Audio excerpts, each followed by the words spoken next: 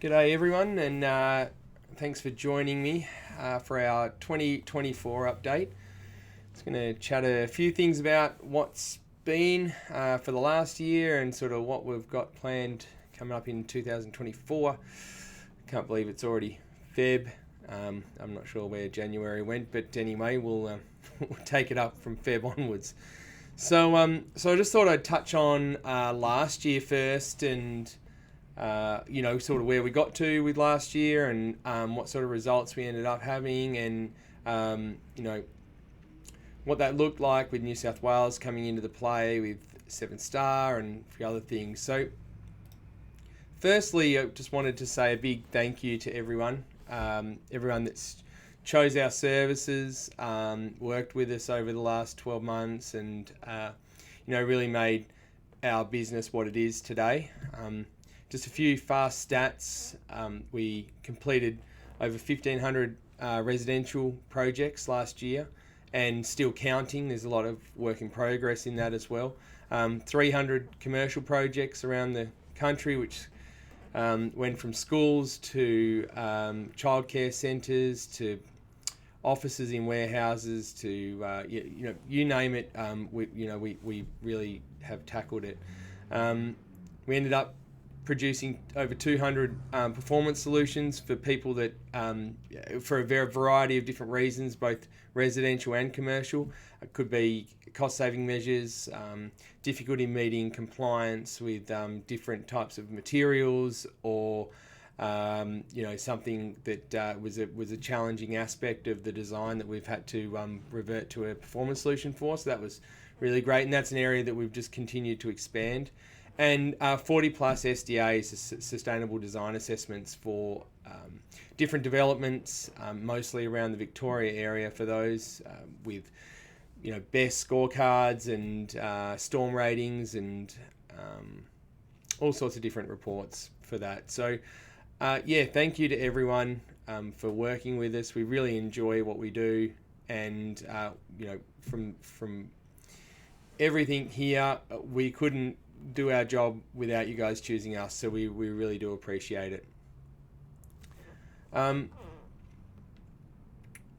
2013 also brought, I'm just sort of like having a moment to think about it there, a few challenges. We saw 7-star come in for New South Wales, and that certainly caused a bit of a ruckus and some new challenges with it. So we'd previously developed the thermal optimization report, which we were hoping would help with 7-star optimization, and it has. It's proved to be a really, really good tool to be able to pinpoint poorer performing rooms and be able to do adjustments based on the information that we find. And it's also proved to work really well just even in areas that haven't moved to 7-star yet, where people are trying to better understand their house, how it might affect different rooms and the material selection and so forth. So that's been a really great area to work in. Gives us a little bit more time to be able to really dig deep into the design and have a little more input into what the finished result looks like. It's been really good, but it has come with its challenges with especially with New South Wales 7-star. There are some projects that are really struggling, some that have had to push through to performance solutions, and generally speaking, there's had to be some more thought going to the design of those buildings. And with it fast approaching with Victoria, it's probably something that we need to open that dialogue more to in the coming month or so. Building Design Awards. So we were fortunate enough to be nominated for an award this year at the Design Awards, and also we're asked to be a panelist. So we're a panelist on the business section of the Design Awards Day, or the Design Gala, for BDAA, and it was a time for people to be able to sort of talk about their businesses. We talked about our business, how it's grown, especially how for thermal performance assessors, I think that it's always been seen as a a secondary income or something that people do on the side. And that's certainly been the case for quite a few years, but that's really shifting now. Our business requires to have more input into the designs, more input into how people are looking at design, and also then that feedback has to go backwards and forth, and therefore we become a bit more of a part of the overall design team. So that's been a really interesting transition over the last few years, especially as it seems after COVID, our buildings, or around COVID time, our buildings have really got a lot bigger, and that has brought other challenges with it. So we've had to work through a lot of that as well. In the office, we're having a few changes as well, which I'll talk about in a minute, but there's some exciting stuff happening.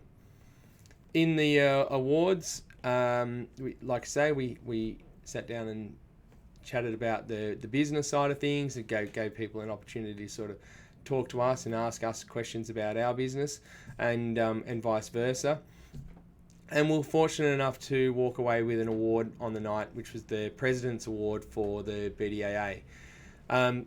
In a nutshell, the President's Award is awarded to someone in the community that is, in their eyes, seen as going above and beyond and working to raise the profile of what we do generally, and supporting like that community. So that was really awesome. We're super grateful. There's not a lot of awards for thermal performance assessors out there, and I've been talking to the BDA about that more.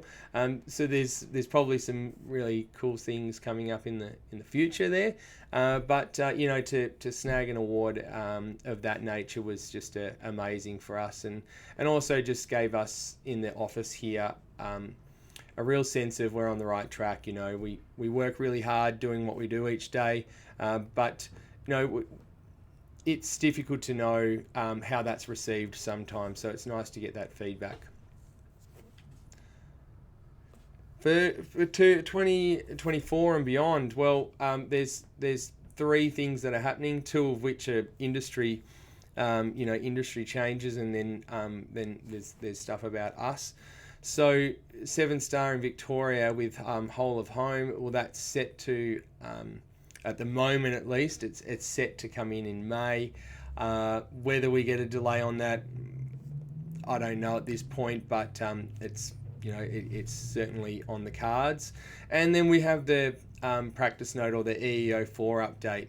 Now, I'll do a separate video about the practice note and what that means as far as what we need to do in our end. But there is some guidance that's been released there, so that's exciting, leading into this 7-star area for Victoria.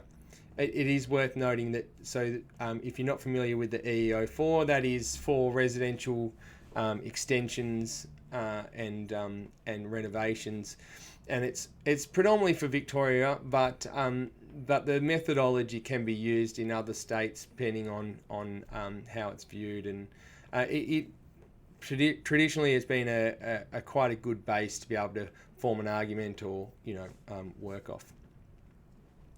In the office here, there's been some changes as well that are worth noting. So Lockie, who you've probably got to know if you're working with us in the administration area, he's actually been in the background training, and he's going to be moving into software modelling and starting to actually do some of the work. Not that he doesn't work now, but more of modelling of the buildings and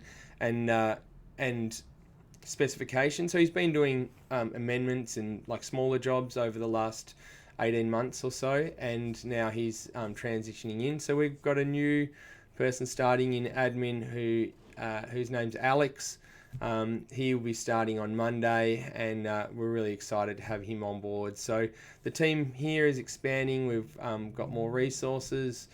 We can tackle different projects or larger projects, and already we're seeing a great pickup in that area. So lots of cool things happening for us as well as the industry this year. I'll be bringing quite a few videos in the next few months, some on regulation changes that some may find a little boring at times, but they're good things to talk about because it really does set the tone for us all, and you know what's required of us, and also getting an understanding of what sort of work goes into that. And then other things will be a bit more about our business and our services, and we've got an education series of videos that have been booked in that are just going to be around each of the different types of assessments, and really trying to get down to the nuts and bolts of those so that people can get a better understanding of the different types of assessments, what they mean for the building, and how they work. So stay tuned. Thanks for listening. Have a great weekend, and we'll talk to you soon.